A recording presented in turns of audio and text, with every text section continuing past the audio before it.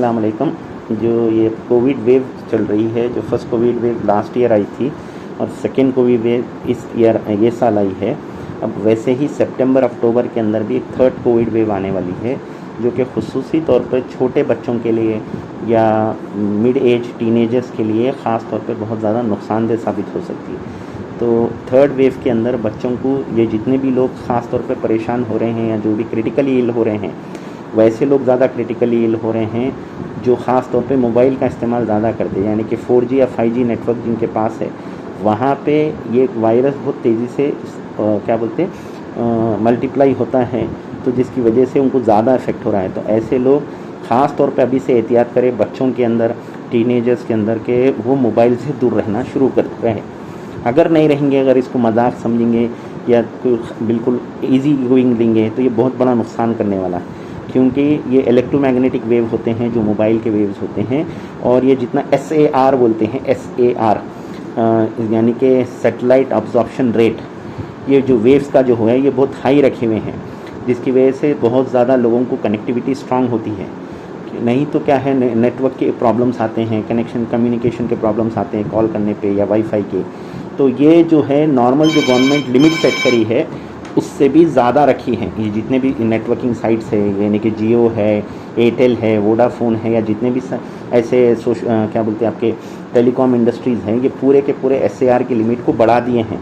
ये लिमिट बढ़ा देने की वजह से ये खुसूसी तौर पे लोगों को बहुत ज़्यादा ये इलेक्ट्रोमैग्नेटिक वेव्स के इफेक्ट से कोविड ज़्यादा इफेक्ट कर रहा है, क्रिटिकली इल कर रहा है। ये जितने भी नौजवान लोग इस बार की जो कोविड वेव में ज़्यादातर आप देख रहे होंगे, बूढ़े लोग, क्योंकि मोबाइल का बूढ़े लोग को शौक़ नहीं रहता, तो फिर भी वो लोग ये वेव के अंदर रिकवर हो जा रहे हैं।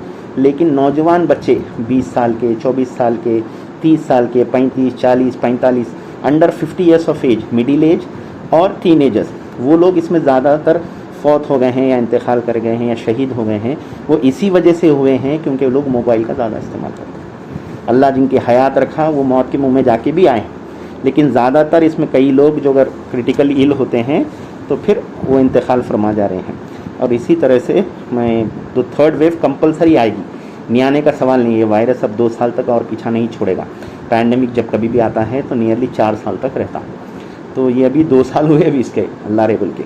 तो और आपके करीब ये वेव, थर्ड वेव भी आएगी, फोर्थ वेव भी आएगी। थर्ड वेव के अंदर खुसूसी तौर पे टीनेजर्स और छोटे बच्चे बिल्कुल मोबाइल से दूर रहें, इसको मजाक में ना लें, बिल्कुल हल्के में ना लें, वरना नहीं तो इसकी वजह से इम्यूनिटी कमज़ोर होगी इलेक्ट्रोमैग्नेटिक वेव्स की वजह से, और वो जल्दी मुतासिर हो जाएंगे। चूँकि इंडिया में पीडियाट्रिक ICUs नहीं हैं, पीडियाट्रिक हॉस्पिटल्स बहुत कम हैं, और ऐसी कैफियत अगर पैदा हो जाती है तो लामहौला बच्चों का बचना मुश्किल हो जाएगा।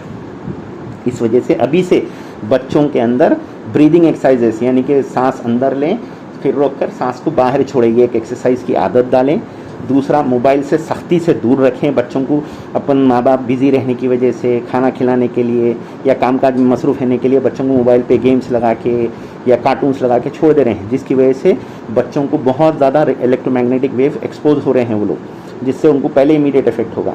तो बच्चों को खुसूसी तौर पर दूर रखें। वैसे ही टीनेजर्स भी, मिडिल एज में 20 साल, 22 साल, 24 साल के जो बच्चे हैं, 26 साल के अंदर के, उन लोग के लिए भी बहुत ज़रूरी है कि वो मोबाइल को कम से कम इस्तेमाल करें ज़रूरत के मुताबिक। और एक इम्पॉर्टेंट बात इसके अंदर, छोटे बच्चों के अंदर ये आदत डालें बार बार बोलकर कि बेटे कहीं से भी आप उठ रहे हैं तो जल्दी से जाके हाथ धो लो, बाहर के कोई लोग आ रहे हैं तो उनको दूर से सलाम करो, ठीक है। और जितना हो सके सांस लेने की प्रैक्टिस करो, सांस छोड़ना और सांस अंदर खींचने की, ब्रीदिंग एक्सरसाइज की प्रैक्टिस करना, डेली कराना। 1-2 मिनट ही लगते बस, छोटे बच्चों के लिए वो काफ़ी होती है इसी एक्सरसाइज।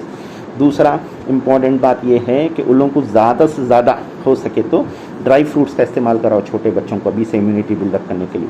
मुख्तसर सही मगर ड्राई फ्रूट्स दो, ठीक है। इन बातों का ख्याल रखें और एहतियात करें। अल्लाह सेहत दे।